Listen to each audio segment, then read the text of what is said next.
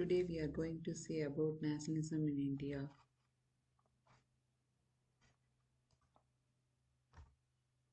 Introduction. The British Empire, which controlled India, began to weaken. This brought nationalist activity in India, Turkey, and some Southwest Asian countries. Indians who attended British schools learned the European views of nationalism and democracy. They applied these ideas of their country. Indian nationalism grows. World War I increases.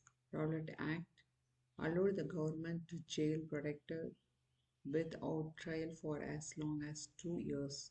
Amstrad massacre. The killing by British troops of nearly 400 Indians gathered at Amstrad to protect the Rowlatt Act.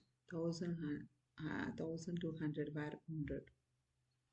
Gandhiji, he had a strategy which was a deeply religious approach to political activity. His teaching had ideas from all of the major world religions. Gandhiji attracted many followers. They then began calling him the Mahatma. This means the picture is Gandhiji leading the Salt March. It was in 1930s to go against the Salt Act. Because of these laws, Indians could buy salt from no other source but the government and had to pay sale tax on salt. To show this, they walked about 240 miles to the sea coast. That they made their own salt by collecting sea water and letting it evaporate. Mahatma Gandhiji, the leader of the independence movement, he had a religious approach to political activity and took ideas Hinduism, Jainism, Buddhism, Islam, and Christianity. Civil disobedience movement, a deliberate and public refusal to obey a law to considered unjust.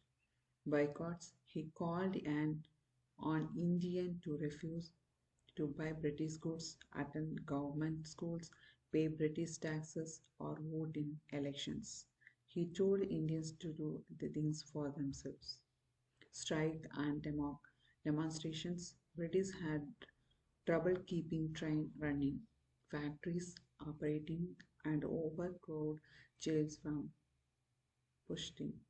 Products are also led to riots. The Salt March, a peaceful protest against the Salt Act in 1930s in India, which Gandhiji led his followers on the 240-mile walk to the sea, where they made their own salt from evaporating seawater, planned a march to a site where the British government processed salt. More demonstration against the salt tax and it took place and eventually about 60,000 people were arrested including Gandhiji. This political cartoon shows Gandhiji putting all of his focus on India while creating chaos in India. Britain grants limited self-rule. Gandhiji and followers gained the greater political power for India. In 1935, the British Parliament passed the Government of India Act. India finally gained the independence. They got independence on August 15, 1947.